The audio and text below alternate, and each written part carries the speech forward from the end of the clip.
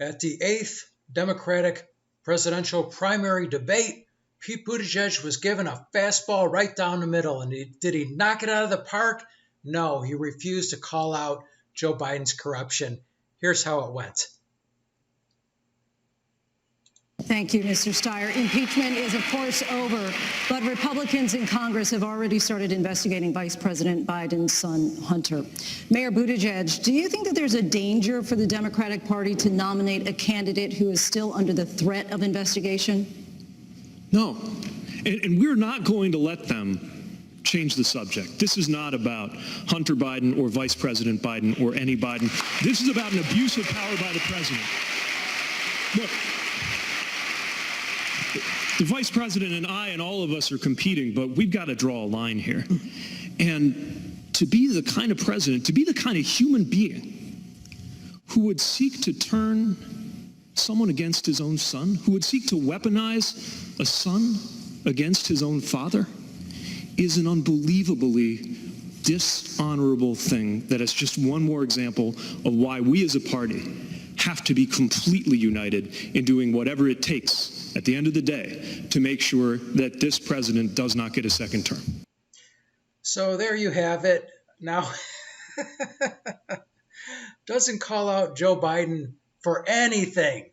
No corruption. And I've heard these people say there's no evidence that Joe and his son Hunter did anything wrong. No evidence whatsoever. It is absolute nonsense.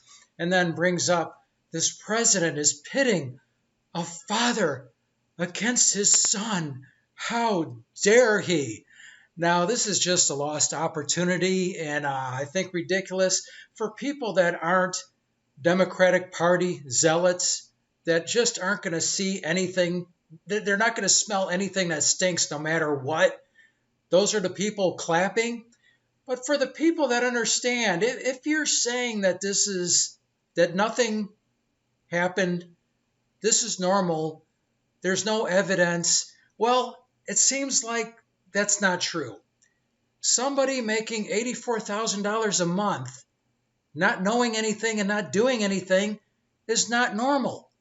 If it was normal, we would all have that job. I would have that job. You would have that job. Everybody would have that job, making $84,000 a month, $1 million a year, not knowing anything and not doing anything. And then Joe Biden, the vice president, getting personally involved in another country's business, not threatening to withhold aid, but withholding aid unless they fire a specific prosecutor who just so happens to be investigating the company that his son is milking. There's no evidence, nothing to look at here, folks. Obviously, this is corruption.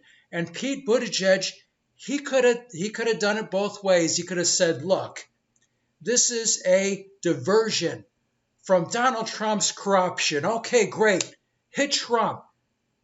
But I don't believe that the activities of Joe Biden and Hunter Biden in Ukraine regarding Burisma were appropriate, and that kind of behavior would not happen under my administration. Boom. You could have hit Trump and you could have hit Joe Biden, one of your top competitors. You could have hit them both. But instead, he's just going to be, I hear no evil, see no evil, speak no evil, nothing to look at, completely normal what happened with Joe and Hunter Biden, although anybody with any kind of objectivity knows that's not the case. Obviously, there's corruption going on. Obviously, this is not normal what happened. So I think he blew a big opportunity. And you've heard the Democrats praise Mitt Romney. Oh, Mitt Romney was so brave. Well, where's the Mitt Romney on the Democrat side?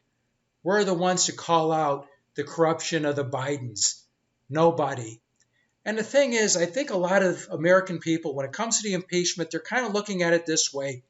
If somebody judges a thief, when they are an honorable person, when they're an honest person, in other words, they're not a thief, and they're judging a thief, okay, that's completely appropriate. They have the grounds to do that. But if a thief judges another thief, oh, how dare you steal? When they steal, then they don't have any integrity. they're hypocrites. It's a joke. And so that's what I see with the Democrats and this whole process. And I think a lot of Americans are looking at it this way. You got a thief trying to judge another thief. You got corruption going on both sides. So when you see one trying to get on their moral high horse, judging the other, it's a joke. But anyway, once again, I think he missed a big opportunity to stand up against corruption. Once again, make a statement like something like that would never happen under my administration. I think that would have been much bigger than what he did. Oh, Trump's a bad guy for pitting a father against his son. Oh my gosh. Just, I thought it was ridiculous. Anyway, that's my take on it. This is Jim Wall. Thanks for watching. Until next time. Cisco, do we have to leave all our good friends now? Only until next time, Pancho. Adios, amigos.